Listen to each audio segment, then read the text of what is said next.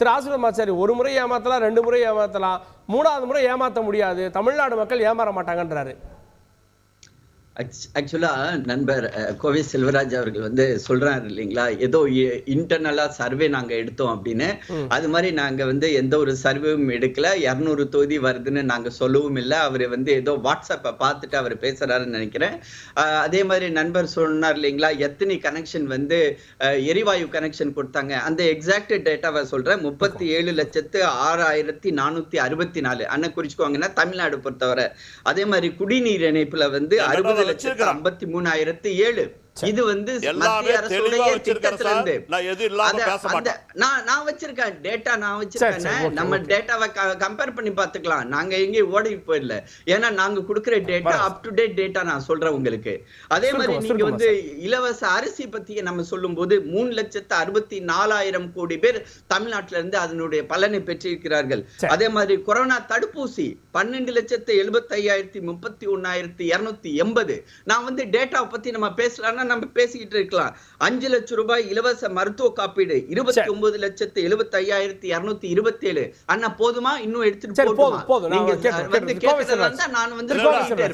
நான் ஒரே ஒரு நிமிஷம் நான் அவருக்கு அண்ணனுக்கு பதில் சொல்லிடுறேன்.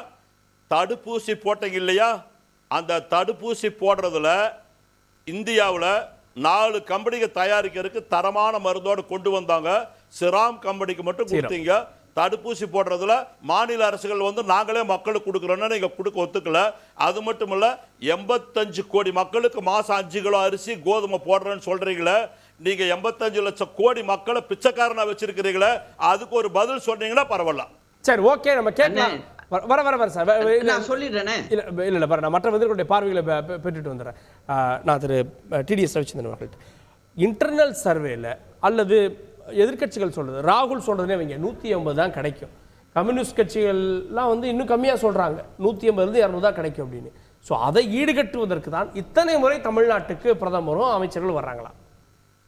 ஒரு உஜாலா யோஜனா பற்றி கேட்டார். உஜ்வாலாவில் கடலூருக்கு 83,548, தர்மபுரி 84,987, அரக்கோணத்தில் 43,122. கனெக்ஷன் வாரியாக சொல்ல முடியும். ஏன்னா இது காங்கிரஸ் கவர்மெண்ட் சம்மந்தப்பட்ட விஷயம் இல்லை.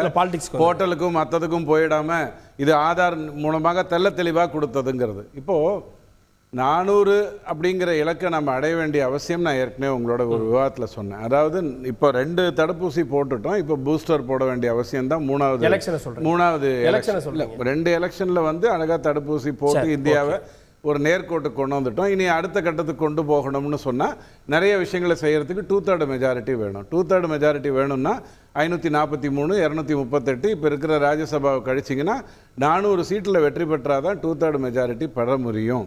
அப்படிங்கிறத இலக்காக வச்சு தான் பண்ணுறாங்களே ஒழிய நான் காட்டுறேன் பார் எனக்கு எவ்வளோ சக்தி இருக்குது பாருன்னு காட்டுறதுக்காக இந்த 400 பண்ணலை. ஏன்னா 272 இருந்தாலே ஒரு ஆட்சி அமைக்க முடியும் அப்படிங்கிறது தான். 360 கோடி கொண்டு போய் கொடுத்ததாக குற்றஞ்சாட்டப்பட்ட பிரசாந்த் கிஷோர் கூட நேற்றுக்கு 300 சீட்டை பற்றி பேசியிருக்காரு. ஆனால் அடிப்படையில் என்ன அப்படின்னா 343 தொகுதிகளில் மாறி மாறி 3 தேர்தல்களாக தோற்றோ வென்றோ இருக்கிற பிஜேபி 200 தொகுதிகளில் மட்டும் கடந்த 3 தேர்தல்களாக ஜெயிக்கவில்லை அப்படிங்கிற ஒரு சூழ்நிலை இருக்கும் பொழுது தான் இந்த விஷயம் வந்தது. இப்போ ரோட் ஷோக்காக சென்னைக்கு அவர் வராரு அப்படின்னு சொன்னால் குற்றம் சாட்டணும் அப்படிங்கிறதுக்காக பேசணும்னா ஈரோடு கிழக்குக்கு எத்தனை முறை ஸ்டாலின் ஐயா போனார், அந்த தேர்தல் நேரத்தில் எதுக்காக போனார் அப்படிங்கிறத மட்டும் நம்ம தெரிஞ்சுக்கிட்டோம்னா ஒரு அரசியல்வாதி ஆட்சியில் இருக்கிறவர் ஆட்சியை தான் நடத்துவாங்க. எஸ், அவங்க நடுவில் ரோட்டில் இறங்கி பண்ணணுங்கிறது தான் அதில் இருக்கிற ஈரோடு பை எலெக்ஷனுக்கே முதலமைச்சர் ஒரு முறை போனதுனால தான் ஈரோடு கிழக்குக்கே முதலமைச்சர் போனார். அதுக்கு முன்னாடியும் போனதில்லை, பின்னாடியும் போனதில்லைங்கிறது எல்லாருக்கும் ஈரோடு போயிட்டு இருக்கு. நான் கிழக்குன்னு தெளிவாக சொன்னதுக்கு காரணம் அங்கே தேர்தல் நடந்ததுனால. இப்போ தமிழ்நாடு இந்தியா பூரா தேர்தல் நடக்குது, அதனால எல்லா இடத்துக்கும் வரார். யாரை பார்க்க வேண்டும், அதாவது ரோட் எதுவுமே பேசுறது கிடையாது, எந்த கருத்துக்களையும் சொல்றது கிடையாது, யாரையும் சாடுவது கிடையாது. அவரை பார்க்க வேண்டும் என்ற எண்ணம் மக்களுக்கு இருக்கா, நான் உங்ககிட்ட வர்றேன் அப்படிங்கிற அந்த அடிப்படையில் தான் இந்த ரோட் ஷோ நடக்குது. நீங்க ஒன்று புரிஞ்சுக்கணும், லயோலா காலேஜ் இப்போ சொல்லியிருக்கிற கருத்து கணிப்புப்படி 2வது இடத்துல பிஜேபி வந்துடும், 3வது இடத்துக்கு அதிமுக தள்ளப்படும் அப்படிங்கிற கருத்தை அவங்க எடுத்து வைக்கிறாங்க.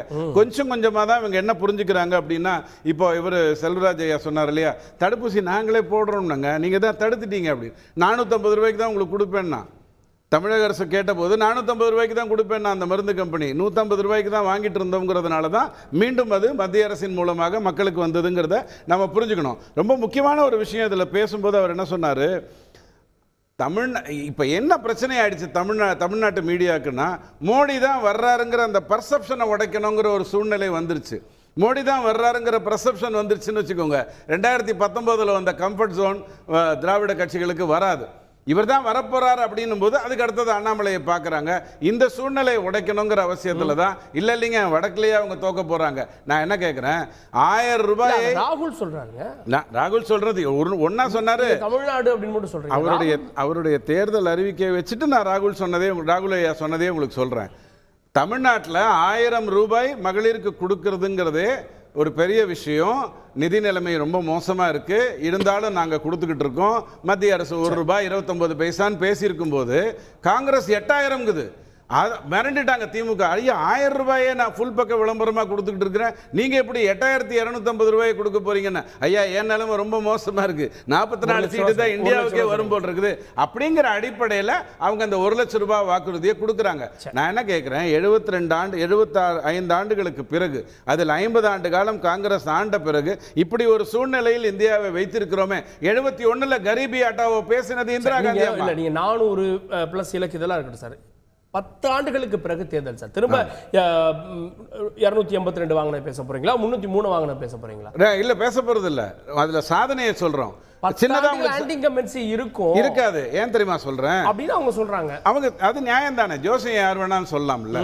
ஆனா 282 சீட்ல வெற்றி பெற்ற 2014 சூழ்நிலையில அதுல கிட்டத்தட்ட 248 சீட்டை மீண்டும் வெற்றி பெற்றது பிஜேபி. அந்த 282ல அதுல 136 சீட்ல வந்து 50% பிளஸ்ஸா வந்து வாங்கியாச்சு. இப்ப இந்த 303 வெற்றி பெற்றுச்சு இல்லையா 2019ல, அதுல வந்து 236 சீட்ல 50+ வாக்கு வாங்கி வெற்றி பெற்றது. இதுதான் அதனுடைய ட்ராக் ரெக்கார்டு. சோ இன்கம்பன்சியை பத்தி கவலைப்பட வேண்டிய அவசியம் பிஜேபிக்கு இருந்தது. அவர்கள்ட்ட இலக்கு 400 இருக்கப்போ ஏற்கனவே 303 வட இந்தியாக்கள்ல இருக்கக்கூடிய மாநிலங்கள் மூலமாக வாங்கியாச்சு. அப்போ தெற்குல இருக்கக்கூடிய மாநிலங்களை ஃபோக்கஸ் பண்ணாதான் 400 எட்ட முடியும். அதனால தான் சார் மோடி இத்தனை முறை வர்றாருன்றாங்க. அதாவது ஒரு உண்மையை புரிந்து கொள்ளுங்க, கஜினி முகமது 17 முறை வந்தார். 17 முறை வந்து 100 ரூபா நம்மகிட்ட இருந்து எடுத்துட்டு போனாரு. ஒரு 29 ரூபா தான் கொடுத்தாரு தமிழ்நாட்டுக்கு. அதனால தமிழ்நாட்டில் 0. இந்த 160 இடங்கள் சுமார் இருக்கு பாருங்க தென்னகத்தில். தமிழ்நாடும் கேரளாவும் 60 இடங்கள் அவங்க 0 முடிஞ்சு போச்சு. கர்நாடகாவும் தெலுங்காவும் காங்கிரஸ் ஆட்சியில் இருக்கு, அதில் அவங்க பழைய இடங்களை எடுக்க முடியாது. அதே மாதிரி ஆந்திராவில் அவங்க அதிக இடத்துல நிற்கலை, அங்கே நிற்கிறது வேற. எல்லாம் ஒட்டுமொத்தமாக பார்த்தா அவங்களுக்கு 15 இடம் கிடைச்சாலே பெரிய விஷயம். ஆக இப்போ அடுத்து RSS ஒரு கருத்து கணிப்பு எப்போவுமே எடுக்கும். அந்த கருத்து கணிப்பை நான் சொல்கிறேன், கொஞ்சம் அமைதியாக கேளுங்க. அதில் வந்து ரொம்ப தெளிவாக சொல்கிறாங்க, உத்தரப்பிரதேசத்தில் 65, ஓகே எடுத்துக்குவோம். அதே மாதிரி வந்து வெஸ்ட் பெங்காலில் 9, அதே மாதிரி ராஜஸ்தானில் 16, மத்திய பிரதேசத்தில் 24, மகாராஷ்டிராவில் 11, குஜராத்தில் 23. இது ரஜபுத்திரருடைய எழுச்சிக்கு முன்னால. இப்ப ரஜபுத்திரர்கள் ஒட்டுமொத்தமா காயடிக்க போறாங்க 23. அடுத்து பீகார்ல வந்து 9. இப்ப சத்தீஸ்கர்ல 6. கொஞ்சம் வருஷம் இல்ல சார், நாகரிக வார்த்தையை பயன்படுத்துங்க. நான் சரியான வார்த்தை. பழம் என்பதோ காய் என்பதோ தப்பான வார்த்தை இல்ல. இந்த பாருங்க, அந்த குறுக்கீடு இல்லாம நான் இருந்தேன். இந்த 2 பேரும் குறுக்கீடு பண்ணாத அநாகரிகம் கார்கே. செய்திகளை உடனுக்குடன் தெரிந்து கொள்ள உடனே சப்ஸ்கிரைப் பண்ணுங்க.